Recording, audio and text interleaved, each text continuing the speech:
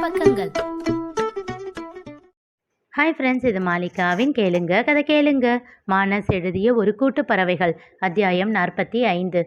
ஞாயிற்றுக்கிழமை என்பதால் விடுதியில் எல்லோரும் ஆங்காங்கே அலைந்து கொண்டிருந்தனர். தருண் அவன் அறையில் நன்றாக உறங்கிக் கொண்டிருக்க அவனை தட்டி எழுப்பினான் அவன் அறை தோழன்.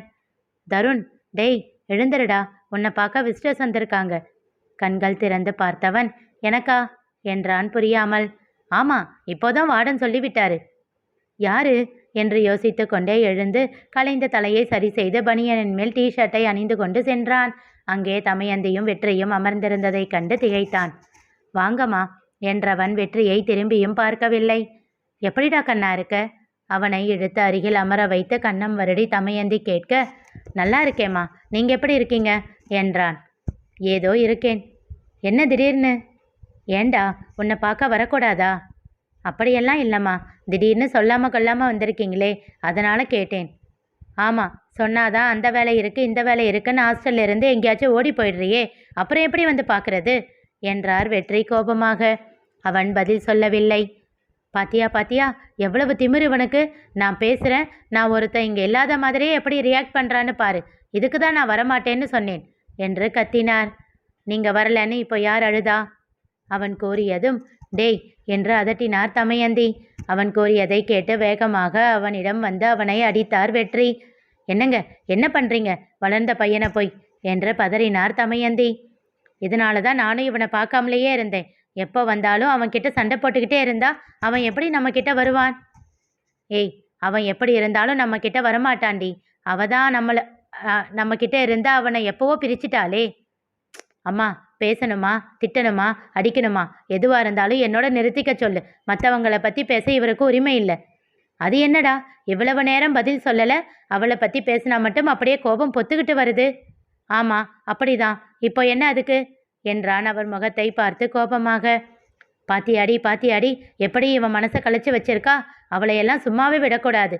அவள் எப்படி நல்லா இருக்கிறான்னு நானும் பார்க்குறேன். அம்மா போதும், என் பொறுமை ஒரு அளவுக்குத்தான் என்றவன் தன் கைகளை இறுக மூடிக்கொண்டான். தமயந்தி வேகமாக வெற்றியை இழுத்து கொண்டு வெளியே சென்று நிறுத்தினார். தயவு செஞ்சு ஒரு 5 நிமிஷம் இருங்க, என் பையன்கிட்ட பேசிட்டு வரேன் என்று கையெடுத்து கும்பிட்டு கண்ணீரோடு கேட்டார். அவர் கோபமாக அங்கேயே இருந்த ஒரு பெஞ்சில் அமர்ந்து விட மீண்டும் உள்ளே தருணிடம் சென்றார் தமயந்தி. ஏண்டா இப்படி பண்ணுற? நீ இப்படி பண்ணுறதுனால இவர் இன்னும் அவள் மேலே கோபம் அதிகமாக தான் படுவார். நீயே அவளுக்கு கஷ்டத்தை ஏற்றி விடுற. தயவு செஞ்சு வாயை மூடிக்கிட்டு இரேண்டா என்றார் வேதனையோடு. வேண்டாமா, அவர்கிட்ட சொல்லி வைங்க. எதுவும் அவளை ஏதாச்சும் பேசினாருன்னா அப்புறம் மொத்தமாக நீங்கள் 2 பேரும் என்னை மறந்துட வேண்டியது தான்.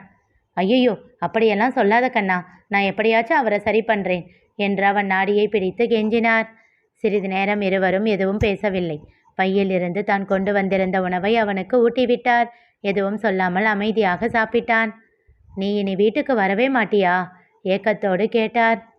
அப்படி இல்லைம்மா, எனக்கு அந்த வீட்டில் இருக்கவே ஒரு மாதிரி இருக்கு, உடம்பெல்லாம் கூசுதுமா. தன் கை விரல்களை கோர்த்தும் பிரித்தும் தலையை குனிந்தபடி கலங்கிய கண்களோடு உடைந்த குரலில் கூறினான். சிறிது நேரம் இருவரும் மௌனமாக இருந்தார்கள். பிறகு தமயந்தியே அந்த மௌனத்தை கலைத்தார். அம்மா, உன் ஃப்ரெண்ட்ஸு 3 பேர் உன் கூடவே சுற்றிக்கிட்டு இருப்பானுங்களே, எங்கே காணோம்? அவன் பதில் சொல்லவில்லை. அதற்குள் ஹாய்மா, எங்களையா தேடுறீங்க என்றவாறே வந்து நின்றார்கள் அவர்கள் இருவரும். ஹேய் ரிஷி, சுதன், எப்படி இருக்கீங்கப்பா? ஆமாம், உதயா எங்க? இங்கே தான் எங்கேயோ இருந்தான், வருவான். நீங்கள் எப்படி இருக்கீங்க?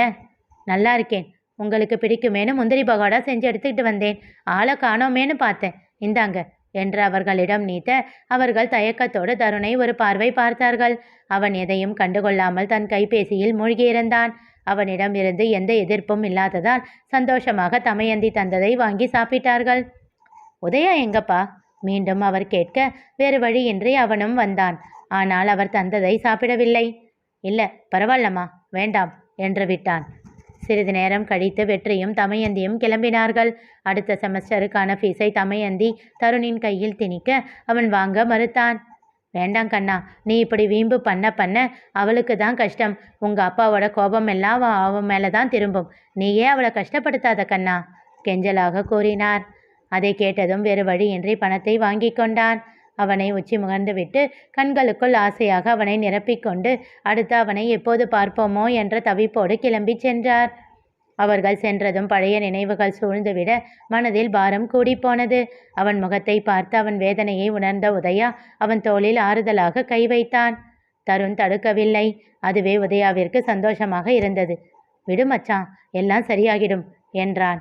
விரக்தியாக புன்னகைத்தான் தருண். எங்க சரியாகிறது? என் ராசி அப்படி. எப்பவும் தனியா இருக்கணும்னு தான் என் விதி போல. நான் பாசம் வச்சிருக்கிற எல்லாரும் ஒன்று என்னை விட்டு விலகி போயிடுறாங்க, இல்லாட்டி நான் விலகி இருக்கிற மாதிரி நடந்துக்கிறாங்க என்றான். அதை கேட்டு தானாக உதயாவின் கை அவன் மேல் இருந்து விலகியது. தருண் எழுந்து கொண்டான். அங்கிருந்து அவன் நகர அவன் கையை இறுக்கி பிடித்தான் உதயா. சாரிடா மச்சான், எத்தனை தடவை மன்னிப்பு கேட்டுட்டோம், ஒரு தடவை மன்னிக்க மாட்டியா? வேதனையோடு ஒலித்தது அவன் குரல். பதில் எதுவும் சொல்லாமல் விரக்தியான புன்னகையோடு அவன் கையை எடுத்து விட்டு சென்று விட்டான் தருண். வருத்தத்தோடு திரும்பி தன் நண்பர்களை பார்த்தான் உதயா. அவர்களோ எதையும் கண்டுகொள்ளாமல் தமையந்தி கொடுத்ததை ஒரு கை பார்த்து கொண்டிருக்க தலையில் அடித்து கொண்டான். அப்படியே விடுதியை விட்டு வெளியில் வந்தான் தருண். கல்லூரியை நோக்கி நடை போட்டான். பழைய நினைவுகளின் பிடியில் இருந்தவன் கால் சென்ற போக்கில் நடந்தான். அவர்கள் கல்லூரியின் உள்ளேயே இருக்கும் பூங்காவை அடைந்தான். பிள்ளைகளை பார்க்க வந்த பெற்றவர்கள் அவர்களோடு சந்தோஷமாக சிரித்து பேசி கொண்டிருந்தனர். எல்லோரையும் பார்த்து கொண்டே சென்றான். ஓரிடத்தில் அன்விதாவும் சுவாதியும் அமர்ந்திருக்க இரு கைகளாலும் டேபை பிடித்தபடி அதில் யாருடனோ கலகலவென சிரித்து பேசி கொண்டிருந்தாள் அன்விதா. அதை பார்த்தவுடனே அவனுக்கு புரிந்து போனது. அவள் தன் தம்பி தங்கைகளுடன் பேசி கொண்டிருக்கிறாள் என்று. சத்தமில்லாமல் அவர்களை கடந்துவிட நினைக்கையில் சுவாதி பார்த்து விட்டாள். சீனியர் சீனியர், எங்க போறீங்க, இங்க வாங்க என்று கத்திவிட்டாள். அன்விதாவும் பார்த்து விட்டாள். அவளும் வா என்பதை போல் ஜாடையிலேயே அழைக்க எப்போதும் போல் அவளை தவிர்க்க முடியாமல் சென்று அவள் அருகில் அமர்ந்தான். வரீஷை அறிமுகப்படுத்தினாள் அன்விதா. தருண், இதுதான் என்னோட பூச்சாண்டி மாமா. அதை கேட்டு சிரித்து விட்டான் தருண். ஏய், மானத்தை வாங்காதடி பிசாசே என்றான் வரீஷ். அப்படிதான் வாங்குவேன், சின்ன வயசுல என்னை எவ்வளோ அழ வச்சிருப்ப என்று விட்டு தருணிடம் கூறினாள். சின்ன வயசுல என்னை எப்படியெல்லாம் பயமுறுத்துவான் தெரியுமா? நான் பயந்து அழுவேன். நீ பயப்படுவியா? கண்கள் சுருக்கி கிண்டலாக கேட்டான் தருண். அது அப்போ, இப்போ இவதான் எல்லாரையும் பயமுறுத்துவா என்று சொல்லி சிரித்தான் வரீஷ். அவனை முறைத்து, சிப்ப, போன வாரம் வர சொன்னா இந்த வாரம் வந்து உட்கார்ந்திருக்கான் பாரு என்று நொடித்து கொண்டாள். அவனிடம் இரண்டொரு வார்த்தைகள் பேசிவிட்டு அங்கிருந்து எழுந்து சென்று விட்டான் தருண். தனிமையான இடத்தில் அமர்ந்தவன் இப்படியெல்லாம் குடும்பம் கிடைக்க நிச்சயம் பெரிய புண்ணியம் செய்திருக்க வேண்டும் என்று எண்ணிக்கொண்டான். 2 நாட்கள் கழித்து மிருணாளினி ஆதியை அழைத்து சில விஷயங்கள் பேச தன் அலுவலகத்திற்கு வரச் சொன்னாள். உடனே தன் வேலைகளை எல்லாம் ஒதுக்கி வைத்துவிட்டு கிளம்பினான் ஆதி. அவன் மனதிற்குள் ஏதோ ஒரு அதிர்வு. இத்தனை நாட்கள் அலைபேசியிலேயே பேசிக்கொண்டிருந்த பின் இன்றுதான் மீண்டும் 2ஆம் முறையாக அவளை சந்திக்கப் போகிறான். ஃபோனில் இயல்பாக பேசுவது போல் நேரில் பேச இயலுமா? தன்னால் மனதில் உள்ளதை முகத்தில் காட்டாமல் இருக்க முடியுமா? அவள் வேறு அவனுடைய சிறு முக அசைவையும் படித்து விடுகிறாளே, என்ன செய்ய என்றெல்லாம் யோசித்தான். ஆனாலும் அவளை நோக்கியே அவனை அவன் மனது உந்தி தள்ளியது. கிளம்பும் முன் தன்னை மேலிருந்து கீழ் வரை ஆராய்ந்து கொண்டான். எதிலும் தான் ஒரு காவலன் என்பது தெரிந்துவிடக்கூடாது என்று யோசித்து கொண்டே பார்க்க அப்போதுதான் தன் காலை கவனித்தான். ஐயோ, பிரவுன் ஷூ என்று தனக்குள் சொல்லிக்கொண்டு அவசர அவசரமாக அதனை கழற்றி எறிந்துவிட்டு ஒரு செருப்பை அணிந்து கொண்டு கிளம்பினான். அவன் வெளியில் சென்று தன் பைக்கை ஸ்டார்ட் செய்ய அவனுக்கு கீழ் வேலை செய்பவர்கள் சொண்டாம்பிகை, முருகப்பன் உட்பட அனைவரும் அவனின் செய்கைகளை திறந்தவாய் மூடாமல் பார்த்து கொண்டு இருந்தனர். ஆனால் 1 மணி நேரம் கழித்து தன் பாக்கெட்டில் இருந்த ரிவால்வரை எடுத்து மிருணாளினியின் முன் இருக்கும் டேபிளின் மேல் அவன் வைக்க அதை கண்டு திகைத்து மிருண்ட விழிகளோடு அவனை பார்த்து கொண்டிருந்தாள் மிருணாளினி. நிகழ்ந்தது என்ன தெரிந்து கொள்ள தொடர்ந்து கேளுங்க, கதை கேளுங்க. மீண்டும் சந்திப்போம்.